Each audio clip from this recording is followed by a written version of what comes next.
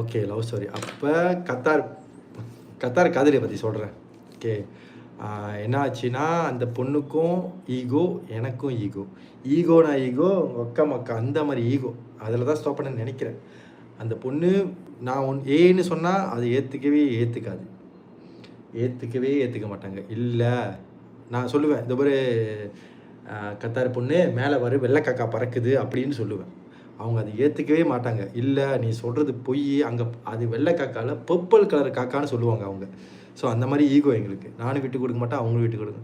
So love நிறையா இருக்குது. But 2 பேருமே ஈகோ ரொம்ப கிளாஷ் ஆகிட்டு இருந்துச்சு. ஸோ இன்னொன்று ஒரு லாங் டிஸ்டன்ஸ் ரிலேஷன்ஷிப். ஸோ அந்த டைமில் உங்களுக்குலாம் தெரியும், அது வந்து ரொம்ப ஒரு கடினமான ஒரு காலகட்டங்கள். நான் அவங்களோட டைமும் என்னோடய டைமும் ஒரு 5 to 6 hours டிஃப்ரெண்ட். ஸோ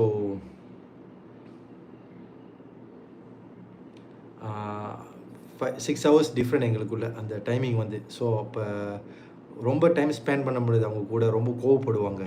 அப்போ நான் அவங்கள எதிர்பார்த்துருக்கும் போது அவங்க எங்கிட்ட பேச முடியாது, நான் கோவப்படுவேன். ஸோ ரொம்ப ஒரு கலவரமான காதலாக போய்கிட்டு இருந்தது எங்களுக்கு. அது ஒரு புரிதல் இல்லாமல், ஒரு அண்டர்ஸ்டாண்டிங் இல்லாமல். ஆனால் 2 பேரும் ரொம்ப ரொம்ப ரொம்ப ரொம்ப ரொம்ப ரொம்ப பிடிக்கும். பட் அந்த ஒரு அண்டர்ஸ்டாண்டிங் இல்லை 2 பேத்துக்குமே.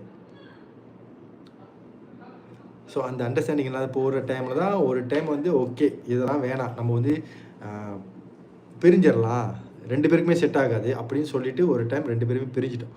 ஒரு 3 months 2 பேரும் பிரிஞ்சு இருந்தோம். நானும் அந்த 3 months வந்து ஒரு நரக வேதனை அனுபவித்தேன்.